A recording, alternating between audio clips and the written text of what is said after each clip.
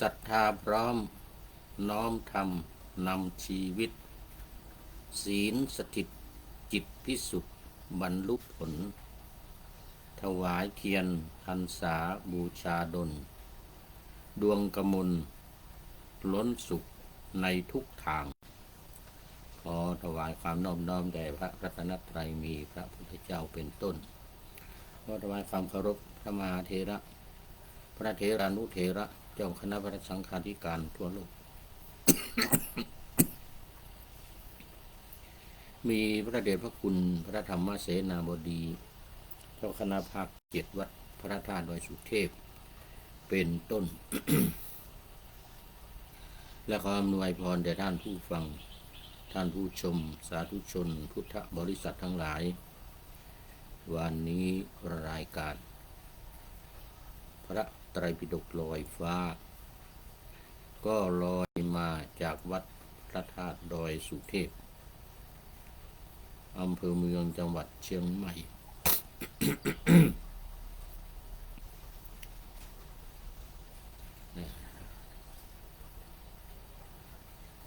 ผ่านทางเฟซบุ๊กไลฟ์สวัยเทพบุญเข้าสู่สถานีวิทยุ5แห่งคือสถานีวิทยุวัดพระธาตุดอยสุเทพวัดฝายหินวัดปากทางเจริญวัดพระพุทธบาทอุดมและมจลวิทยาลัยสงฆ์นครลำปาง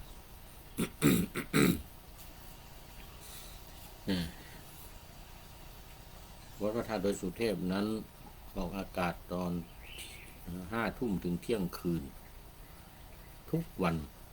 ตอนนี้ขอต้อนรับพระเดชพระคุณหลวงพ่อสุทธิสงึมรำจากจังหวัดบุรีรัมย์มาเป็นอาทิกัลยาณธรรมโมเข้ามาแต่หัวรุ่ง เขาเรียกว่าไก่ยังไม่ทันโหสุริโยยังไม่จับขอบฟ้า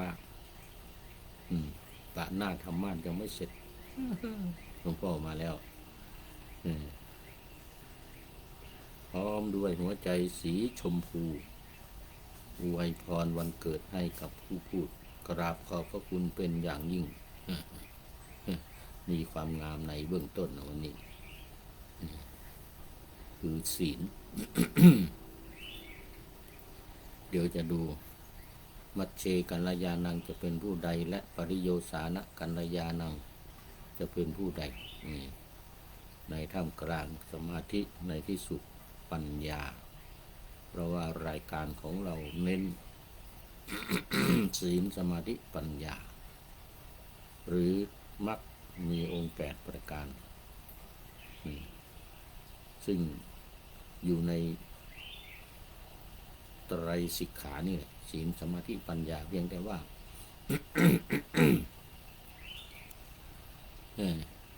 มรรคมีองค์8นั้นเอาปัญญาขึ้นก่อน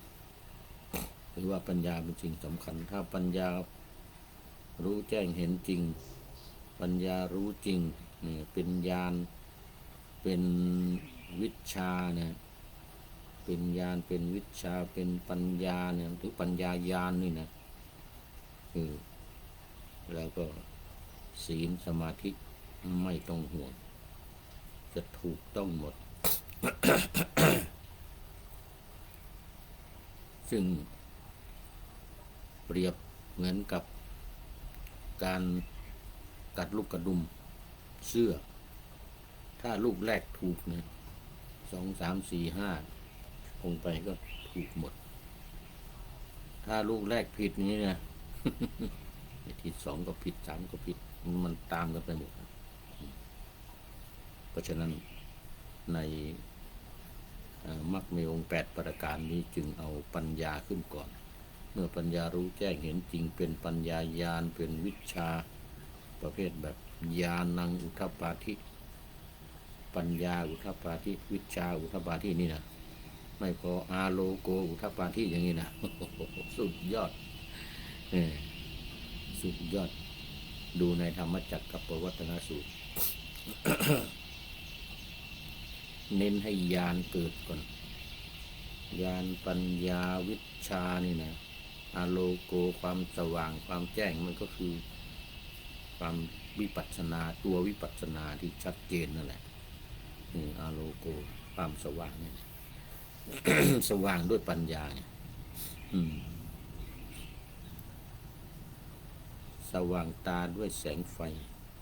สว่างใจด้วยแสงธรรมอาโลโกนะหมายถึงว่าไม่ใช่เฉพาะแสงสว่างของดวงอาทิตย์ของอันนี้นะแต่เป็นแสงธรรมนะแสงธรรมสว่างด้วยแสงธรรมไม่ใช่ขาวธรรมดาไม่ใช่สว่างธรรมดาสว่างด้วยแสงธรรม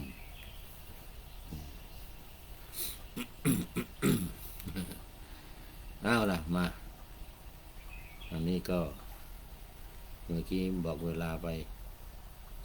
อีก4สถานีหลังเนี่ยวัดฝายหินวัดปากทางเจริญอำเภอดอยหล่อวัดพระพุทธบาทอุดมอำเภอฝางและมจร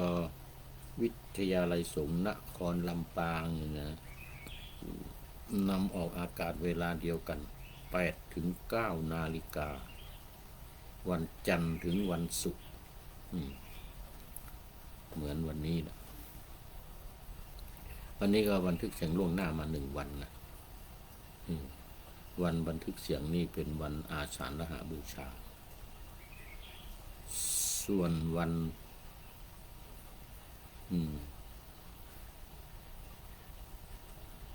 เดี๋ยววันที่ออกอากาศอยู่เนี่ยเป็นวันเข้าพรรษาคือวันแรม1 ค่ำนะคือวันแรม1 ค่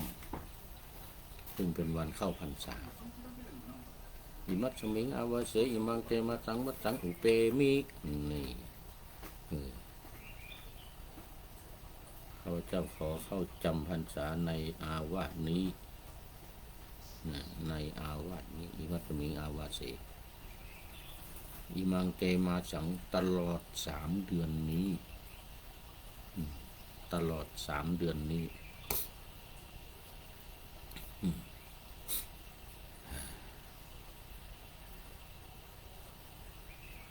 แต่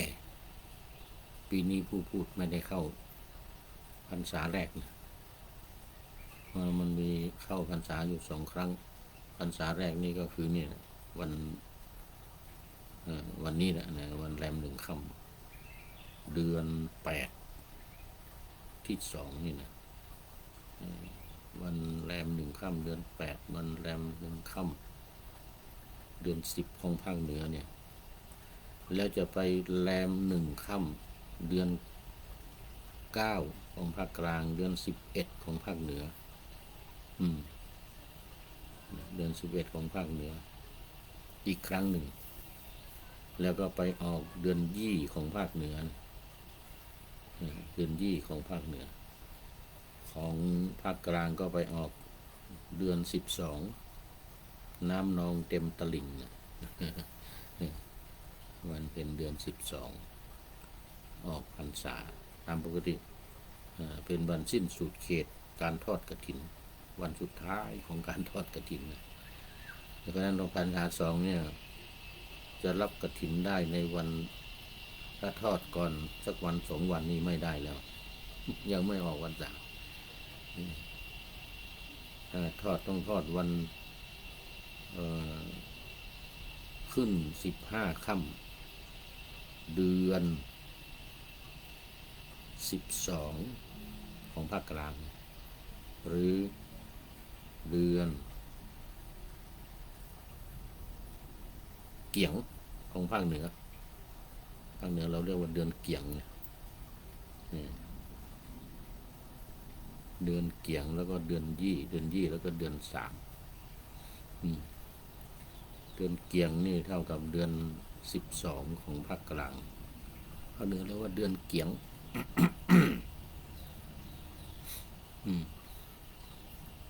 แล้วก็เดือนยี่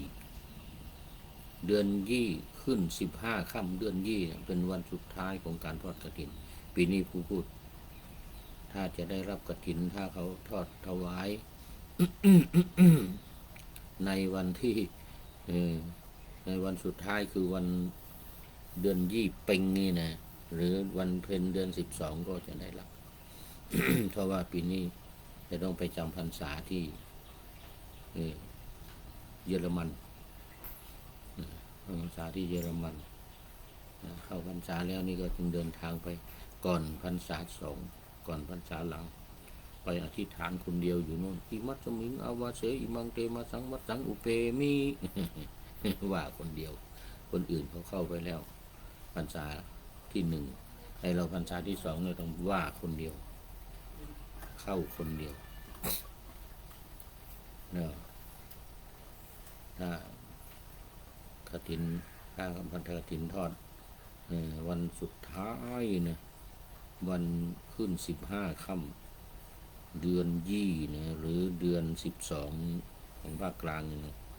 ก็มีสิทธิ์ได้รับกฐินก็ออกพรรษาแล้ว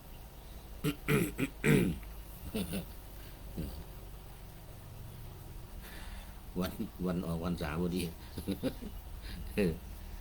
วันออกพรรษาพอดีต้องได้ว่าจะไปจำที่ญี่ปุ่นไปทำที่ประเทศญี่ปุ่นแต่ว่าที่วัดพระธาตุดอยสุเทพนี่คณะกรรมการเขาประชุมกันว่าที่เยอรมันมีท่านพระครูอยู่รูปเดียวท่านพระครูประหลัดกิตติวัฒน์พระครูอยู่รูปเดียวก็เลยจะให้ไปเฝ้าวัดเป็นเพื่อนท่านพระครูมีงานมากมีงานสทยหรืองานนั่นงานนี่มีบ่อยนั้นก็ไปเฝ้าวัดในช่วงกลางพรรษานี่เพราะว่าจะมีญาติโยมมาปฏิบัติธรรมญาติโยมมาทำบุญในวันอาทิตย์หรือวันพระวันเสาร์อาทิตย์วันพระงานข้างนอกก็มักจะมีวันเสาร์อาทิตย์นี่แหละ เพราะนั้นท่านพระครูก็จะต้องไปงานโดยเฉพาะสทยของสามัชชาสงฆ์ยุโรปนะสมัชชาพระธรรมทูตยุโรปก็เป็นงานนั้นเป็นงานนี้มีทางโน้นจัดงานทางนี้จัดงานส่วนใหญ่ก็จัดวันอาทิตย์นั่นแหละเพราะมันเป็นวันหยุด หรือวันเสาร์วันอาทิตย์หรือวันเสาร์2 วันเนี่ยเพราะเขาหยุดกันญาติโยมก็หยุดงานหยุดการกันอันนี้ก็ทางวัดก็ไม่มีใครอยู่เวลามีโยมมาทำบุญเวลาโยมมาปฏิบัติธรรมปฏิบัติก็มาวันเสาร์อาทิตย์นั่นแหละ หยุดงานกันมีงานส่วนตัวบางคนหรืองานขายของงานนี่ก็มีปิดเองเช่นปิดวันจันทร์ปิดอังคารปิดวันพุธอย่างนี้ก็มีบ้างแต่ก็มีน้อยส่วนใหญ่นี่ก็ไปตามข้าราชการไปทำงานของรัฐบาล ก็เลยตกลงไม่ไปญี่ปุ่นละผมก็ให้ไปผมก็ว่าให้ไปเยอรมันครับญี่ปุ่นก็ไม่ต้องไปละว่างั้นนะความจริงอนุมัติแล้ว อนุมัติให้ทำวีซ่าอะไรเรียบร้อยแล้วแต่ว่าก็ทางสาขาหรือวัดในสาขาของพระพุทธดอยสุเทพเรานี่มีความจำเป็นมีความขาดแคลนก็ต้องช่วยกันนะเอาละ1จำพรรษาตอนเช้านี้มีรายการหนึ่งช่วง 17:30 น.โอ้รายการธรรมทัศน์ก็พูดเรื่องจำพรรษาไปแล้วเรื่องเหตุผลต่างๆในการจำพรรษา ตอนนี้ก็มาพูดธรรมะกันเลยดีกว่าในรายการพระไตรปิฎกลอยฟ้าวันนี้ธรรมะก็ยังอยู่เรื่องเดิมนะแต่ว่าพรข้อใหม่พร38ประการนี่นะ หรือมงคลมงคลก็แปลว่าดีพรก็แปลว่าประเสริฐ สิ่งที่ดีสิ่งที่ประเสริฐวันนี้เป็นข้อที่23เป็นข้อที่23การถ่อมตนคาละโวจะนิวาโตจะเขาลบว่าไปแล้วเมื่อวานคาละโวความเคารพวันนี้นิวาโตความถ่อมตนหรือความอ่อนน้อมนะไม่เป็นคนแข็งกระด้างไม่เป็นคนถือตัวถ่อมตัวถ่อมตนเหมือนกับการเดินผ่านผู้หลักผู้ใหญ่เขาเรียกว่าเดินแบบหลังอ่อนน้อมค้อมตัวก้มหลังลงอย่างนั้นนะไอ้ถ่อมตนถ่อมตัวนี่ไม่ได้หมายถึงก้มหลังก้มหน้านะ เป็นเรื่องของการไม่ถือตัวไม่เย่อหยิ่งจองหองนี่เขาเรียกว่าการถ่อมตนไม่อวดนี่ที่สำคัญคือไม่อวดว่าตัวเองเนี่ยเก่งอย่างนั้นอย่างนี้ตัวเองนี่เก่งกว่าคนอื่นหรือเสมอกับคนอื่นอย่างนี้นะอันนี้ก็เรียกว่าถือตัวไม่ถ่อมตนถ้าถ่อมตนนี่ก็ตัวเองขนาดว่ามีความรู้มีความสามารถพอๆกับคนอื่นก็ถ่อมตนว่าเรานี่ด้อยกว่านะเรานี่ด้อยกว่าแต่ถึงจะด้อยถึงจะถ่อมตนนี่ก็ยังเป็นกิเลสอยู่ดีนะเป็นกิเลสเป็นมานะเขาเรียกมานะการถือตัวถ่อมตนอยู่ในมานะ9อย่างนี้นะแต่ก็ยังดีกว่ายิงยะโสโอหัง ดีกว่ายิงยะโสโอหังยิงยะโสโอหังไม่น่ารักแต่ถ่อมตนนี่เป็นคนน่ารักคือรู้จักเจียมเนื้อเจียมตัวไม่เย่อหยิ่งแล้วก็ไม่คิดว่าตนเองเนี่ยเหนือกว่าผู้อื่นคุณลักษณะนี้ประกอบด้วยการไม่โอ้อวดความสามารถการเปิดนี่นะเดี๋ยวก่อนเขาเรียกว่าการเปิดตัวเปิดตนนะเปิดรับฟังความคิดเห็นของคนอื่นเป็นผู้ที่มีจิตใจกว้างมีใจกว้างและก็เข้าใจความจริงของตนเองโดยไม่ถือว่าตนเองเนี่ยเป็นศูนย์กลางของทุกสิ่งทุกอย่างต้องยอมคนอื่นบ้างเอาคนอื่นเป็นใหญ่บ้างตามบ้างเหมือนกันเลยนะไม่ใช่ว่าจะนำตลอด ต้องตามบ้างลักษณะของคนที่มีความถ่อมตนก็คือ1ไม่ถือตัวเอากันอย่างเป็นทางการไม่แสดงอาการยะโสโอหังหรืออวดดีใส่ผู้อื่น2ยอมรับข้อบกพร่องกล้าที่จะเรียนรู้และยอมรับในสิ่งที่ตนเองยังไม่รู้หรือทำผิดพลาดไปยอมรับบางสิ่งมันก็คนเรามันไม่ได้รู้ เหมือนกันทุกอย่างนะไม่ใช่สัพพัญญูเหมือนพระพุทธเจ้าบางอย่างเราก็รู้บางอย่างก็ไม่รู้ไอ้ที่ไม่รู้เนี่ยเราก็ยอมรับว่าเราไม่รู้ไม่ใช่ว่าทะเลทลายไถไปเรื่อยไม่รู้แล้วก็ตอบทรงเดชอย่างนี้นะเขาถามเนี่ยวัดดอยสุเทพไปไหนเนี่ยชี้ไปโน่นดอยปุยอยู่นะทรงเดชทำดอยปุยไปทางไหนอยู่ดอยสุเทพเอาชี้ไปดอยอ่างขาง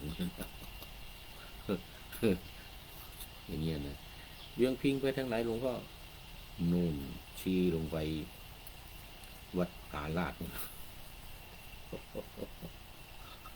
อันนี้เขาเรียกว่าไม่ยอมรับความผิดของตัวเองความบกพร่องของตัวเองนี่ปกปิดความบกพร่องของตัวเองนี่ไม่ยอมรับ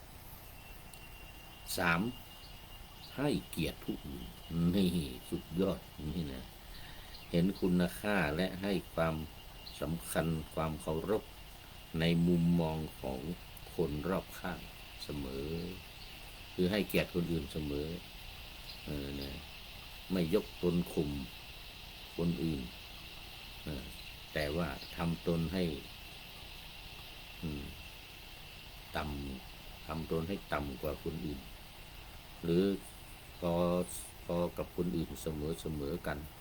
กับคนอื่นนี่นะอันนี้เรียกว่าให้เกียรติกันและกันเห็นคุณค่าที่สำคัญคือแสดงความเคารพซึ่งมีข้อที่ผ่านมาเนี่ยคารวะจาการเคารพอันนี้ก็ต้องนำมาใช้อยู่ในข้อที่ว่าอ่อนน้อมถ่อมตนอ่อนน้อมถ่อมตนประโยชน์ของการมีความถ่อมตนบ้างทีนี้1. สร้างมิตรภาพนี่สุดยอดเลยผู้คนรู้สึกสบายใจและอยากเข้าหาทำให้มีเพื่อนแท้และสังคมที่ดีคนอ่อนน้อมถ่อมตนคนไม่เย่อหยิ่งจองหองนี่ใครๆก็อยากครบนะอยากจะคบหาสมาคมแต่ถ้าคนใดปึ่งนี่นะหน้าตานี่มองไปบนฟ้านู่นนี่นะเวลาคุยกับใครนะเลยไม่อยากมีใครคุยด้วยไม่อยากมีใครคุยด้วยมิตรภาพไม่ดีเขาเรียกว่าจิตวิทยาไม่ดีผู้คนเมื่อใครไม่อยากคบค้าสมาคมด้วยพูดจานี่ปลายฟ้านู่นไม่ใช่ว่าอยู่ใต้เท้านะอยู่ปลายฟ้านู่นนี่เรื่องมันนะลักษณะนี้ลักษณะของคนที่อ่อนน้อมถ่อมตนนี่จะเป็นการสร้างมิตรภาพได้ดีมากผู้คนรู้จักก็มีความรู้สึกสบายไม่ต้องไปเกรงไม่ต้องไปกลัวอะไรใครๆก็อยากจะเข้าหาทำให้มีเพื่อนแท้แล้วก็มีสังคมที่ดีนี่ประการที่1ประการที่2พัฒนาตนเองได้ดีมากถ้าเป็นคนที่ไม่ยอมคนอื่นเป็นคนที่ผิดก็ยอมผิดอะไรเขาเรียกหักไม่ยอมงอพวกหักไม่ยอมงอนี่โอ้โหนี่ไม่มีพัฒนาตัวเองไม่ได้เปิดโอกาสให้ได้รับความรู้ใหม่ๆและคำแนะนำที่เป็นประโยชน์จากผู้อื่นใครๆก็อยากจะแนะนำถ้ามีความผิดหน่อยหรือเขาก็แนะนำอันนี้ไม่ถูกนะอย่างนั้นอย่างนี้แต่ถ้ายิงยะโสโอหังแล้วก็ไม่มีใครกล้าใครไม่กล้าแนะนำไม่กล้าแยมคนอื่นใครไม่กล้าแยม ตัวเองก็ไม่สามารถจะพัฒนาตัวเองได้รู้ยังไงรู้เท่าไหร่ก็เท่านั้นเพราะว่าจะเสียเปรียบคนอื่น ไม่ยอมเสียเปรียบคนอื่นอันนี้ไม่สามารถจะพัฒนาตัวเองได้3. เกิดความสงบสุขลดความขัดแย้งในการทำงานร่วมกันและใช้ชีวิตได้อย่างร่มเย็นนี่ตัวนี้สำคัญมากคือความสงบสุขเราจะพัฒนาตัวเองแล้วก็มีความสงบสุขขึ้นแน่นอนลดความขัดแย้งในสังคมไปกับใครก็ไม่มีใครโต้แย้งอะไรมีแต่คนจะคล้อยตามเพราะตัวเองเป็นคนคล้อยตามคนอื่นเป็นคนที่ให้เกียรติคนอื่นเป็นคนที่ทำให้คนอื่นเนี่ยได้หน้าว่างั้น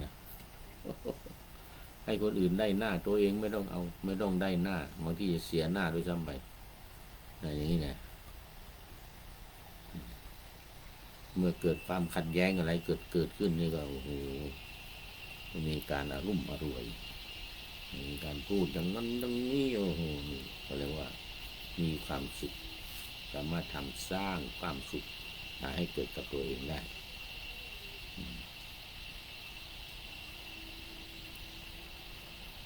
คราวนี้เรามาดู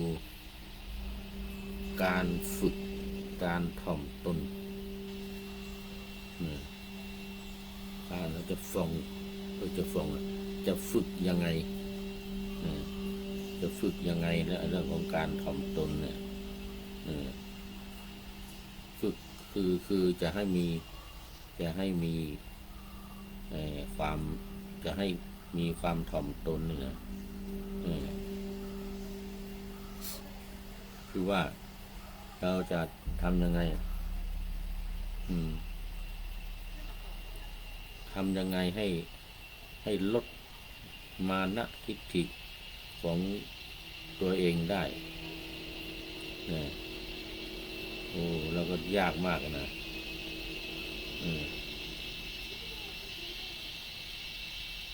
จะเป็นการยากมากเพราะว่าความหยิ่งยโสโอหังในตัวเนี่ยมันจะทำให้ไม่สามารถที่จะให้คนอื่นหรืออยู่ใต้การดูแลหรือการแนะนำของคนอื่นได้ใครก็ไม่อยากจะสอนไม่อยากจะแนะนำการแสดงออกถึงความถ่อมตนในสถานการณ์ต่างๆของชีวิตประจำวันและการทำงานซึ่งช่วยสร้างบรรยากาศที่ดีและสะท้อนถึงวุฒิภาวะได้เป็นอย่างดี 1. ในการทำงานและการยอมรับความดีความชอบของคนอื่นเวลาเราทำงานร่วมกันเนี่ยคนอื่นเขามีความดีความชอบอะไรเราต้องยกย่องเขาตามความเป็นจริงไม่ใช่เกินจริงไม่ใช่เกินจริงสถานการณ์แบบนี้คือสถานการณ์ที่คุณได้รับคำชมจากหัวหน้าหรือเพื่อนร่วมงานหลังจากโปรเจกต์ประสบความสำเร็จเนี่ยเราก็ไม่ใช่ว่าเราทำคนเดียวนี่ถึงแม้ว่าบางทีเราเป็นหัวหน้าก็ตามเราเป็นความคิดของเรามีความสามารถทำสถานการณ์ความสำเร็จนี้เกิดขึ้นได้ก็ตามแต่เรามีเพื่อนร่วมงานเนี่ยเราก็ยกคนนั้นขึ้นบ้างยกคนนี้ว่าโอ้เรานี่เพราะคนนั้นช่วยนะเราคนนี้แนะนำนะอย่างก็ว่าไปลำพังเราเนี่ยโอ้ทำไม่ได้หรอกถ้าไม่มีเพื่อนร่วมงานคนนี้ในการยกย่องในการให้เกียรติเขาในสภาพอย่างนี้นะถึงแม้ว่าเราจะได้รับความชมในฐานะที่เป็นหัวหน้างานใช่ไหมเป็นหัวหน้างานได้รับความชมโอ้งานประสบความสำเร็จดีมากเลยเจ้านายก็ยกย่องเลย เราก็รีบพูดขึ้นเลยว่าโอ้ลำพังแต่ผมนี่น่าจะไม่ได้อย่างนี้แหละครับเนี่ยเรามีทีมงานช่วยเนี่ยมีแอดมินเหมือนกันนะแอดมินถ้าไม่มีแอดมินนี่โอ้แย่แล้วผมเนี่ยก็ว่าไปหรือแม้ว่างานตัวเองทำเองนี่นะไม่มีใครช่วยไม่มีทีมงานนี่นะก็อ้างได้ว่าเราได้รับความรู้มาจากคนนั้นคนนี้ได้ยินคนนั้นว่าได้ยินคนนี้ว่าโดยไม่ตั้งใจเขาก็ไม่ได้สอนเราหรอกแต่ว่าเราเห็นตัวอย่างเขาก็เอามาทำอย่างเงี้ยประเภทครูพักรักจำอะไรทำนองนี้ก็ว่าเป็นการถ่อมตนครูพักรักจำครับผมเห็นเขาผมนี่ก็มาปรับปรุงมาปรับปรุงงานของผมไม่เห็นตัวอย่างของเขานี่แย่เลยแต่ไม่ใช่ประเภทว่าโอ้กินข้าวเหนียวไม่ได้นะไม่มีข้าวหลามแล้วแย่เลยอย่างนี้ไม่ได้นะ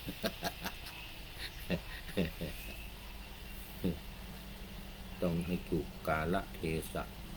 ต้องมีเหตุมีผลต้องมีพูดอะไรต้องให้มีไม่ให้ใครจับได้ไม่ให้ใครจับได้ต้องให้แนบเนียนหน่อยจะทำตัวนี้ให้มันแนบเนียนหน่อยใครจะมาจับได้ เพราะว่าเราประเภทลูกครูพักรักจำเราเห็นคนนั้นคนนี้เขาดีอย่างนั้นดีอย่างนี้เราก็เอามาปรับปรุงของเราเนี่ยประเภทครูพักรักจำเนี่ยอ้างได้เลยแล้วใครก็ไม่สามารถที่จะมาใครก็ไม่สามารถที่จะมาตำหนิเราได้ถ้าเราจะอ้างคนนั้นคนนี้หรือไม่เอาบ่งชื่อเราไม่ได้บ่งชื่อคนนั้นคนนี้อันนี้เสียงจักรจันทร์เลยไหลดังเหมือนกันเสียงนกนี่อันนี้เนี่ยอันนี้คือขณะที่เขาเรียกว่าไม่แสดงตนเป็นเอกไม่ยอมเป็นเอกทั้งที่ว่าเจ้านายหรือคนทั้งหลายชมผลงานออกมาดีเนี่ยนะโอ้โหจักรจันทร์จักรจันทร์เลไลเสียงดังนี่ก็เป็นวิธีการเรื่องของการถ่อมตนจะทำให้เพื่อนร่วมงานเราหรือทำให้คนที่พบเห็นเราเนี่ยมีความรักลงมาแล้วกันเจ้าพญาเขาเรียกว่าพญาใจธาตุดูแลพระบรมธาตุรวมมหาทวีคุณพ่อทวีเลยตั้งชื่อให้เป็นพญาใจธาตุใจธาตุเนี่ยหมายถึงว่าไปเยี่ยมไปเยียนไปดูแลทำความสะอาดไปจัดกิจกรรมอะไรต่างๆความสวยงามจัดระเบียบเรียบร้อยอะไรพวกนี้แม้แต่ดอกไม้ในสมัยพุทธกาลมีอยู่คนหนึ่งคนเอาดอกไม้มาบูชาพระบรมธาตุหรือพระสถูปไปนะวางอิเละเทะคะจะวางตรงไหนก็วางอย่างนั้นแต่มันมีอยู่คนหนึ่งเอาไอ้ที่เขาวางอิเละเทะคะนี่มารวมกันแล้วทำสวยงามเป็นระเบียบเรียบร้อยได้รับการยกย่องได้รางวัลแต่ไม่ใช่รางวัลโนเบลนะ ได้รับรางวัลเล็กๆน้อยๆคืออันนี้เขาเรียกว่าช่วยจัดงานเขาเรียกอย่างหนึ่งว่าไวยาวัจกรช่วยงานวัดงานเล็กๆน้อยๆอะไรอย่างนี้อันนี้ข้อที่2การแสดงออกที่ถ่อมตนแทนที่จะรับความดีความชอบไว้คนเดียวคุณเลือกที่จะแบ่งปันความสำเร็จนั้น ให้กับทีมเช่นพูดว่าชอบคุณมากครับแต่ความสำเร็จนี้จะเกิดขึ้นไม่ได้เลยถ้าไม่มีพี่ๆในที่คอยช่วยเหลือและลุยงานมือนะลุยงานไปด้วยกันมือนะอันนี้ลักษณะที่ว่าให้คนอื่นให้ทีมงานบางที่ได้อธิบายไปแล้ว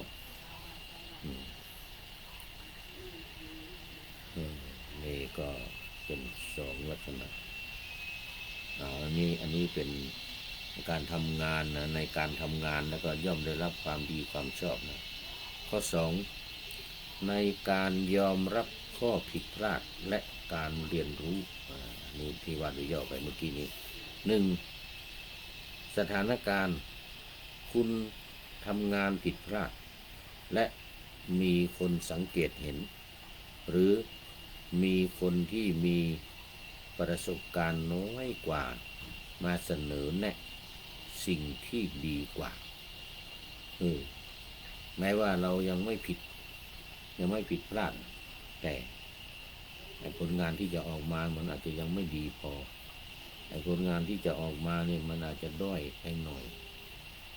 แต่พอมีคนมาแนะนำว่าโอ้คนจะเป็นอย่างนั้นคนจะเป็นอย่างนี้ก็ทำให้ผลงานที่แทนที่จะออกมาดีเนี่ยกลายเป็นดีมากแทนที่จะดีมากกลายเป็นดีที่สุดเนี่ยเนี่ยอันนี้เนี่ยลักษณะที่ว่าทำงานความผิดพลาดของเราเนี่ยงานของเราอาจจะผิดไปเล็กๆน้อยๆนะแต่พอสังเกตเห็นแล้วคนอื่นที่เขาทำเราก็มาเอาประสบการณ์มาแก้ไขปรับปรุงมาบวกกันโดยที่เราไม่คิด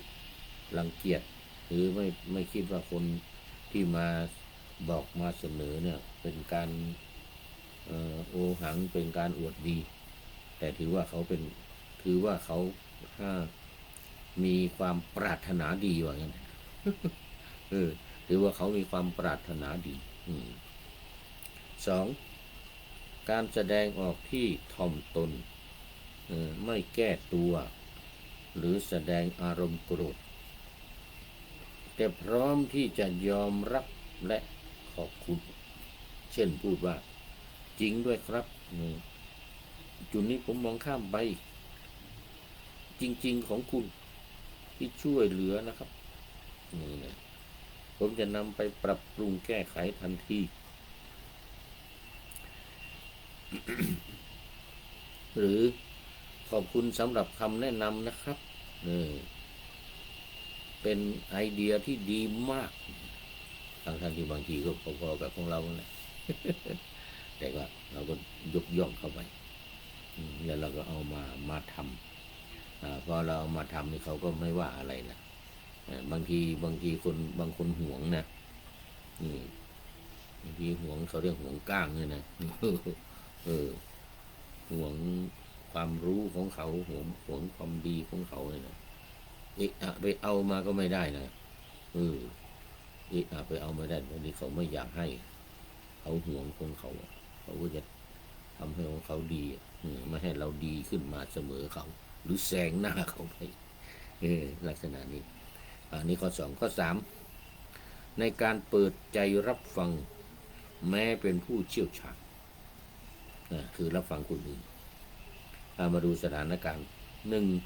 คุณเป็นผู้เชี่ยวชาญในเรื่องนั้นๆหรือเป็นหัวหน้างานแต่กำลังประชุมหาไอเดียใหม่ๆนี่สำคัญมากเลย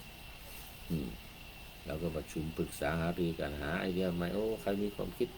เห็นเพิ่มเติมอย่างนี้ที่มันจะดีไปกว่านี้อะไรทั้งนั้นเนี่ยว่าคนเชี่ยวชาญเนี่ย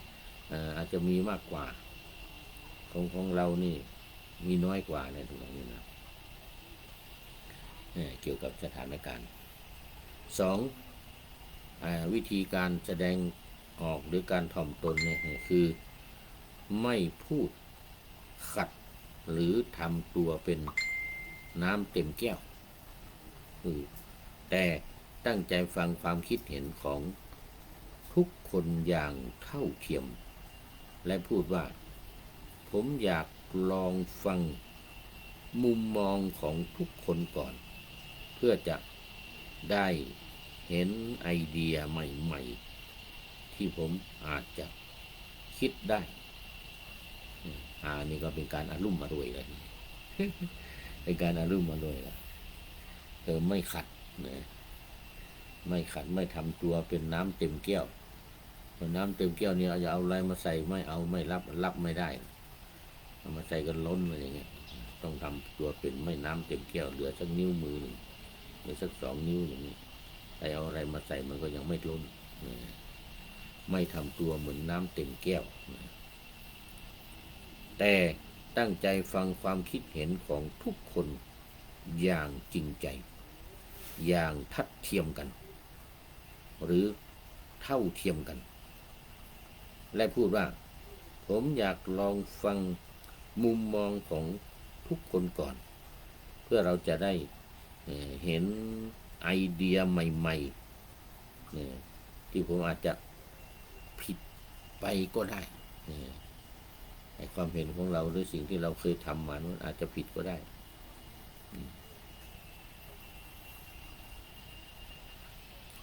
นี่ข้อ1 2ลักษณะการแสดงออกที่ถ่อมตนก็คือไม่พูดขัดหรือทำตัวเป็นน้ำเต็มแก้วแต่ตั้งใจฟังความคิดของทุกคนอย่างเท่าเทียมกันและพูดว่าผมอยากจะลองฟังมุมมองของท่านดูก่อนเพื่อจะได้นำมาผสมกันหรือแอดมิดไอเดียใหม่ๆนี่นะผมอยากจะคงคิดนะอย่างบางทีมันอาจจะมีสิ่งที่เราคิดไม่ถึงในสิ่งเราคิดไม่ถึงอาจจะมีขึ้นมาก็ได้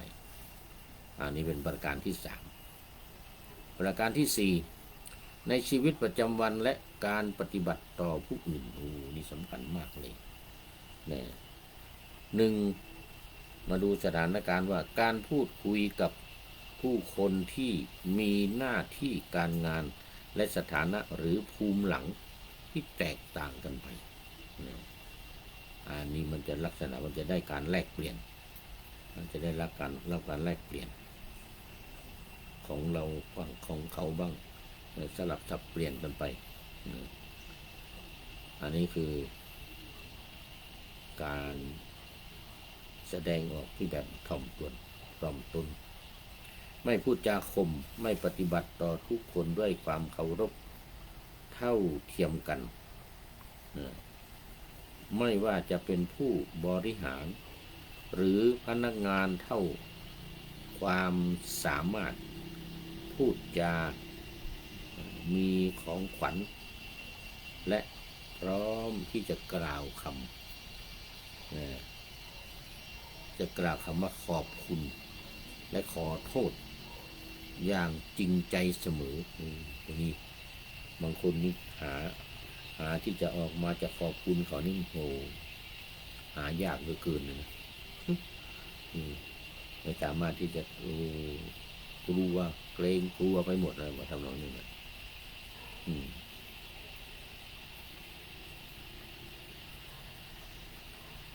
นี่นะทีนี้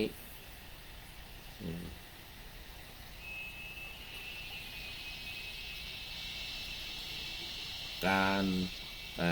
อันนี้หัวข้อเป็นวิธีตัวอย่างการยอมรับและการถ่อมตนตัวอย่างการยอมรับและการถ่อมตนอันนี้ดีมากเลยนะเป็นลักษณะของที่จะเอาเป็นเยี่ยงอย่างเอาเป็นตัวอย่างได้เป็นไอเดียที่เหมาะสมมาก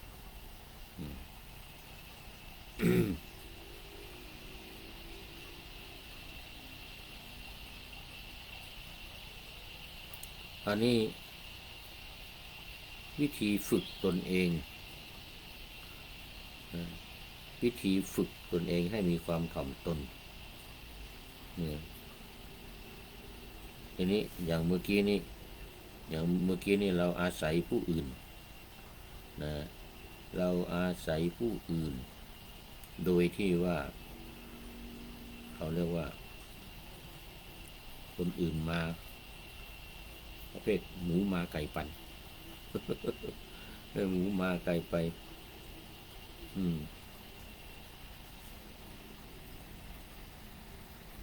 หมูมาไก่ไป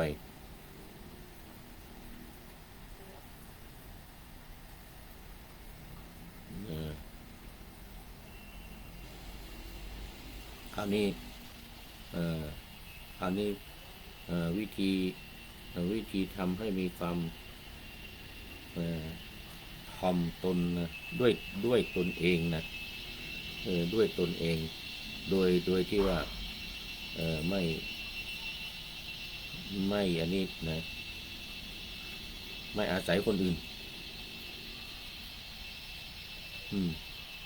แบบ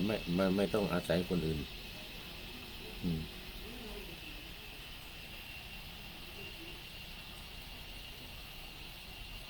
ตัวเองทำเองคิดเอง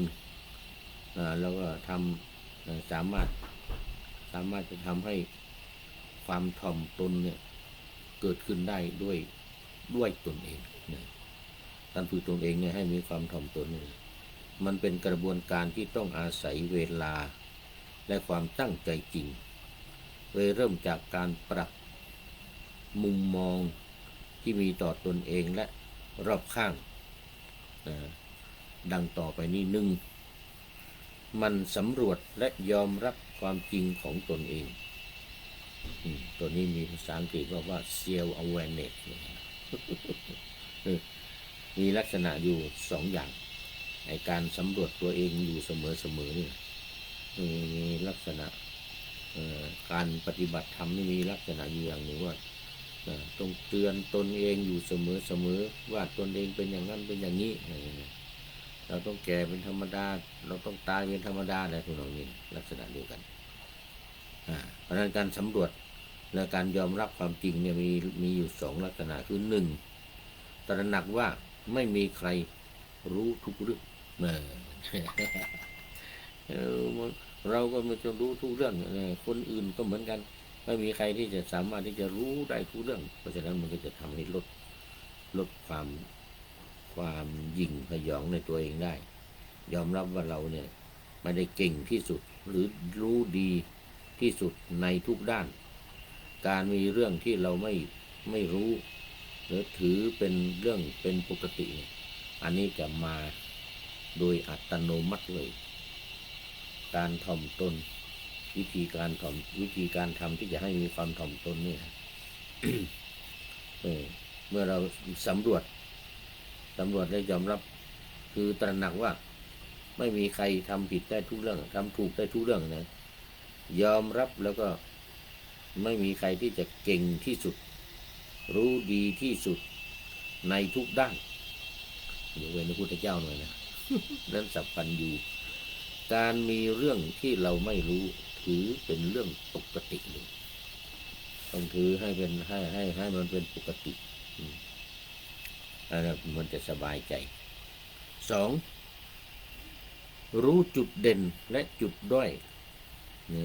ยอมรับความสามารถของตัวเองโดยไม่โอ้อวดและในขณะเดียวกันก็กล้าที่จะยอมรับ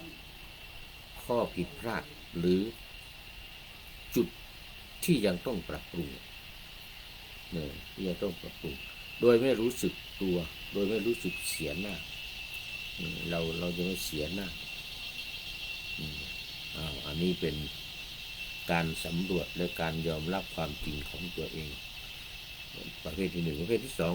2ทำตัวเป็นน้ำไม่เต็มแก้วพร้อมเรียนรู้เสมออันนี้แบบนี้หน่อยเมื่อกี้นี้แต่รายละเอียดมันก็คือว่า1ลดอีโก้คือความเห็นแก่ตัวแก่ตนนี่แหละลงเมื่อมีคนตักเตือนหรือวิจารณ์ให้หยุด คิดและไตร่ตรองก่อนที่จะตอบโต้ด้วยอารมณ์มองคำวิจารณ์เป็นโอกาสในการพัฒนาตนเอง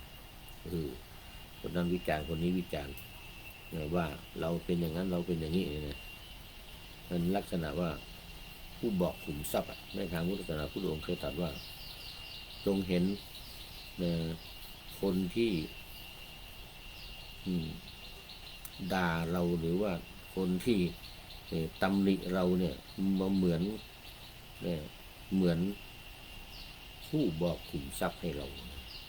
พระพุทธเจ้านี่ถือมากเรื่องนี้เนี่ยลดอีโก้นี่นะลดอีโก้ลงเมื่อมีใครมาตักเตือนแต่ที่ว่าจะตอบไปว่าโอ้ไม่จริงหรอกมันเป็นอย่างนั้นเป็นอย่างนี้ไม่ทางที่รู้อยู่ว่าคนจริงมันเป็นอย่างนั้นนะแต่ไม่ว่าให้เขาเสียหน้าไม่ต้องมาพูดมันเป็นอย่างนั้นอยู่แล้วอะไรอย่างเงี้ยคือทำให้เขาเสียหน้าลักษณะนี้จะแปลว่าไม่ให้คนอื่นเขาเสียหน้าเป็นโอกาสในการที่จะพัฒนาตัวเองเป็นอย่างดี 2. เรียนรู้จากทุกคนนี่สำคัญมากไม่ว่าคนนี้จะมีอายุน้อยกว่าหรือมีตำแหน่งต่ำกว่าก็ตามหรือมีพื้นฐานแตกต่างจากเราทุกคนเลยทุกคนล้วนมีสิ่งที่จะสามารถทำให้เรียบร้อยรู้จักเขาได้เสมอนี่ไม่ถือตัวถ่อมตนลักษณะอย่างนี้จะทำให้เรามีความถ่อมตนได้ง่ายเพราะมีพื้นฐานที่ว่าไม่ถืออยู่แล้วนี่เป็นประการที่2ต่อไปประการที่3การฝึกตัวเองที่จะให้ทำตัวเองให้มีความถ่อมตัวเนี่ย3ฝึกฝนการเป็นผู้ฟังที่ดีสำคัญมากเรื่องฟังคนอื่นส่วนใหญ่จะไม่ค่อยยอมจะไม่ยอมฟังคนอื่นตัวเองนี่ถูกเสมอดีเสมอเนี่ยทุกหน่อยการฝึกฝนการเป็นผู้ฟังที่ดีเนี่ยเมื่อกี้นี่เรียนรู้3ฝึกฝนการเป็นผู้ฟังที่ดีมีลักษณะอยู่2อย่างคือ1ฟังเพื่อความเข้าใจไม่ใช่ฟังเพื่อรอพูดสวนนี่เวลาพูดคุยกับผู้อื่นให้ตั้งใจฟังสิ่งที่เขาพูดอย่างแท้จริงแทนที่จะคิดแต่เรื่องของตัวเองแทนที่จะคิดแต่เรื่องของตัวเองแต่ก็ไม่คิดไม่พยายามในการที่จะโอ้อวดในการที่จะโอ้อวดให้ความจริงมันออกมาจนได้แล้วนี่อันนี้เป็นฝึกเป็นผู้ฟังที่ดีฟังเพื่อความเข้าใจไม่ใช่ฟังเพื่อที่จะรอพูดสวนอันนี้เป็นประการที่1ประการที่2ให้ความสำคัญกับผู้อื่นเปิดโอกาสให้คนอื่นได้แสดงความคิดเห็นและแสดงความสามารถบ้างโดยไม่ต้องพยายามทำตัวเป็นจุดเด่นในทุกกรณีหรือทุกสถานการณ์นี่ข้อ3ฝึกการเป็นผู้ฟังที่ดีข้อ4ชื่นชมและให้เกียรติผู้อื่นอย่างจริงใจนี่เน้นเรื่องการให้เกียรติผู้อื่นแต่ว่าต้องออกมาจากใจจริงของเราออกมาจากใจจริงของเรามีอยู่2ลักษณะคือ1ชื่นชมความสำเร็จของคนอื่นเมื่อเห็นผู้อื่นได้ดีหรือประสบความสำเร็จให้ร่วมยินดีด้วยความจริงใจโดยไม่มีความอิจฉาตัวนี้สำคัญมากในทางในข้อที่ธรรมะอีกข้อหนึ่งก็คือมุทิตา แสดงความยินดีซึ่งมันอยู่ในเนี่ยเมตตากรุณามุทิตาอุเบกขาเป็นข้อที่3ของกลุ่มวิหาร4เนี่ยแสดงความยินดีกับเขา2ลักษณะที่2คือขอบคุณและแบ่งปันความดีความชอบคือเมื่อทำงานสำเร็จเนี่ยให้พูดขอบคุณผู้ที่มีส่วนร่วมและยอมรับว่าความสำเร็จนั้นเกิดจากการร่วมมือไม่ใช่เพราะเราคนเดียวแต่อาศัยความร่วมมือจากผู้อื่นนี่ข้อที่4ที่ว่าชมผู้อื่นให้เกียรติผู้อื่นต่อไปข้อที่5ใช้คำว่าขอโทษและขอบคุณให้เป็นนิสัยมีหลายแง่หลายมุมเหลือเกินนะการถ่อมตนนี่นะใช้คำว่าขอโทษครับผมเนี่ยและขอบคุณให้เป็นนิสัยเลยไม่ใช่ว่าจะมาถ้าถึงเวลาก็จะมาฝึกอย่างนี้ไม่ใช่งั้นต้องฝึกไว้เตรียมไว้เลย 1. กล้าขอโทษอย่างจริงใจ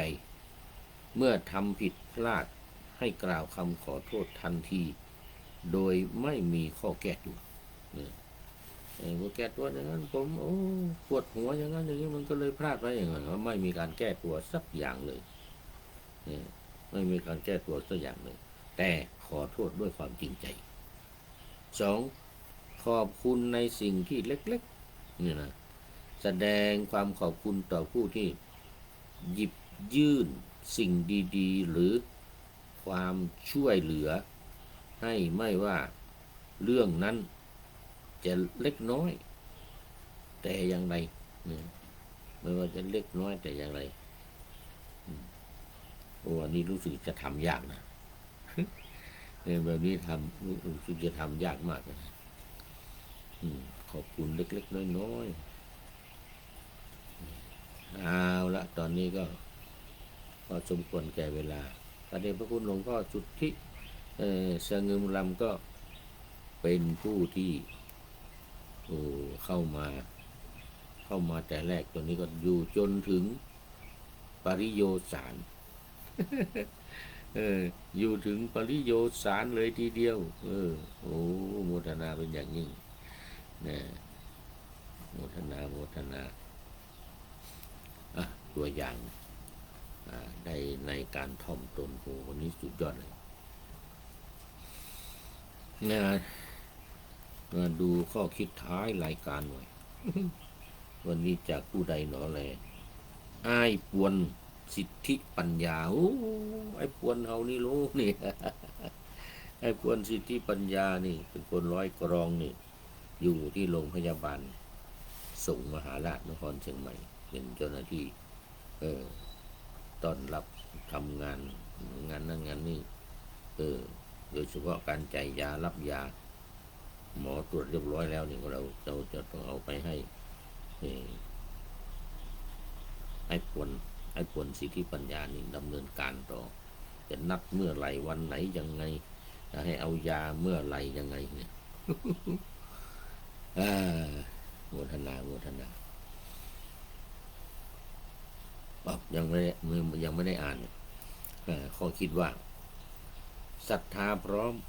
น้อมทำนำชีวิตว่าไงนะศีลสถิตไม่ใช่สิงนะศีลเนี่ยศีล5ศีล8นะศีลสถิตจิตพิสุทธิ์บรรลุผลถวายเทียนพรรษาบูชาดลดวงกมลล้นสุขในทุกทางบัดใจธรรมดาเนื้อไอ้กวนสิทธิปัญญาเขานี่นะเวลาเราไปที่โรงพยาบาลก็มักจะได้ยินข่าวนะแต่นี่เป็นกรอนเนี่ยมักจะได้ยินข่าวกำเมืองจากกันไอ้กวนสิทธิปัญญาเขานี่นะที่โรงพยาบาลสูงเนี่ยมหาราชนครเชียงใหม่เอาละตอนนี้ก็ขอนำพระไตรปิฎกลอยฟ้าไปจากผู้ฟังทั้งหลายในโลกล่าวันต่อไปจะได้จรย้อนกลับมาสู่สถานีใหม่ให้ท่านฟัง อย่าลืมเปิดวิทยุหรือเครื่องรับโทรศัพท์โมบายคอมพิวเตอร์พัง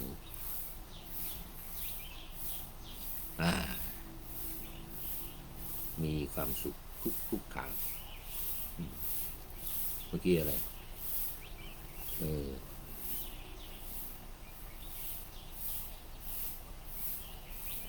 นี่อะไรอย่าลืมเปิดวิทยุหรือเครื่องรับโทรศัพท์โมบายคอมพิวเตอร์พัง YouTube เฟซเพจไลน์ให้ดัง